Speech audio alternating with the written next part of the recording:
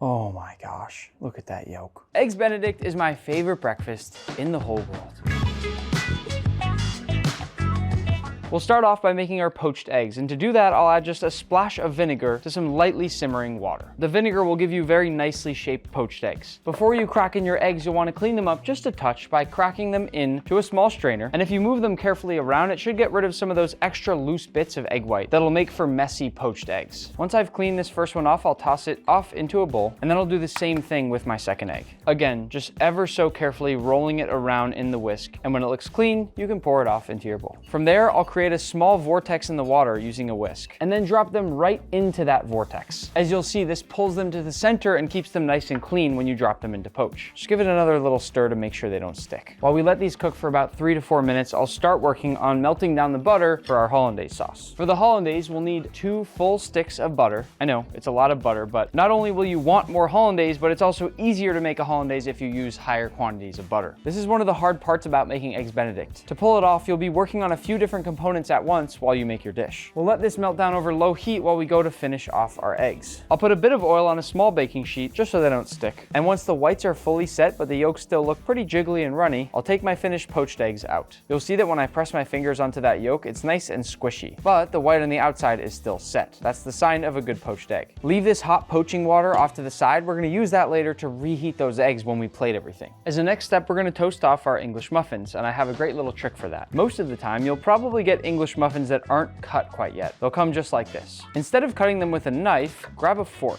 Push that fork as far in as you can get it and trace all the way around the entire English muffin. And once you've traced all the way around the whole English muffin, pull it open like this. What that'll do is create all these nice little craggly bits so that when you go to toast it, you get those nice crispy and crunchy bits of texture, kind of like when you're eating fried chicken. If you cut it with a knife, it's all flat and boring. Now grab a larger pan. It's time to cook our English muffins. Over medium heat, I'll add a lot of butter. Just make sure you have enough that it coats the bottom of the pan and is tall enough to reach up into the nooks and crannies of the English muffin itself. Once your butter's melted, flip all those English muffins face down into the butter, but make sure to lift each one up once or twice and re-drop it into the butter to really make sure the bottom is coated. That way you'll get every spot nice and golden brown. This is where you need to get pretty focused. Think of yourself as an English muffin DJ. Spin them to make sure they're hitting different parts of the pan. Depending on your stove, every part of the pan is going to have a slightly different temperature, so by moving them around all the time, we make sure that they don't sit too long in one place. And of course, we're constantly checking to make sure nothing is burning. If you time things right, the tops are going to get nice and fluffy while the bottoms get fully toasted and golden brown. Just like a steak, you need to make sure to get a crust. Listen.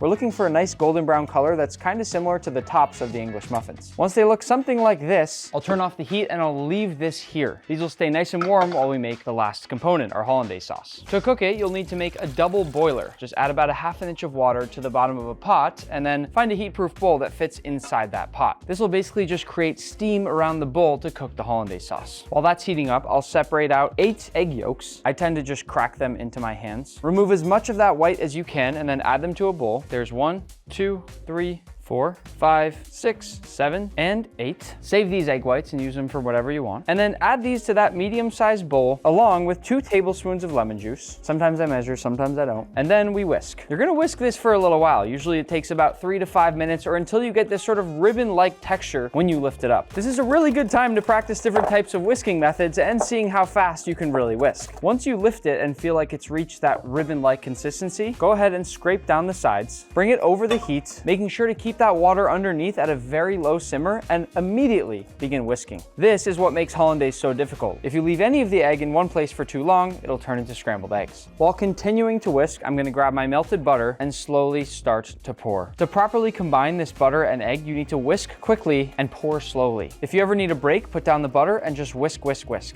I'll turn down my heat and add a splash of water to cool things down and help thin things out for a second. By the way, don't worry if you get a few small clumps of egg in there. You can always strain things out at the end, and it is very, very, very difficult to make a Hollandaise without getting a single clump. I've been making Hollandaise ever since I was a kid, and I still get clumps all the time. It doesn't change the taste at all, and if you strain it out, it won't change the texture either. Once I've finished adding all of my butter, I'll just keep stirring my Hollandaise until it reaches the consistency that I want, and then it's done. As crazy as this might sound, if I close my eyes and go like this, and I hear that kind of foamy, hollow sound, I know it's finished. And now that my Hollandaise is silky and fluffy, but still holds its shape, we'll move it off the heat. To finish it off, I'll add a nice sprinkle of salt, and it's time to to plate. I'll toss my eggs back in the warm water for just a moment to let them get nice and warm. Then while those are heating up, I'll pick 2 of the best looking English muffins, put them right down on my plate. And instead of the traditional Canadian bacon, I always prefer fatty smoked salmon, which I'll fold up and then lay down on both pieces of English muffin. And once those eggs are warm, I'll dry them off on a paper towel. Nobody likes a watery Benedict. Place those down over the salmon very carefully. We don't want them to break now. I'm gonna lay that Hollandaise over the top of the eggs. I love Hollandaise, so I'm often guilty of putting way too much. You can put however much you want. Then I like to put a little smoked paprika into a small whisk and just lightly tap over the Hollandaise. And to finish, a few fresh chopped chives. It adds a bit of nice flavor and a little color. The perfect Eggs Benedict that you too